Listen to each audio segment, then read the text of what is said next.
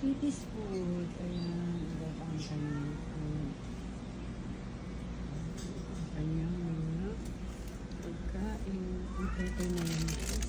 Ito yung dating food ni Kitty. Ayan ang kanyang food. Kompleto na yan guys. Meron siyang chicken, turkey, and salmon. Kaya sarap na sarap si Kitty kumain. Yan ang kanyang favorite food. And next time, papatikin namin siya ng ibang klase. Yung tenga nito ito. Ilagay na natin sa mga food. Ito ang kanyang. Ayan. Ito ang kanyang water. Kanyang food. Already na Kitty.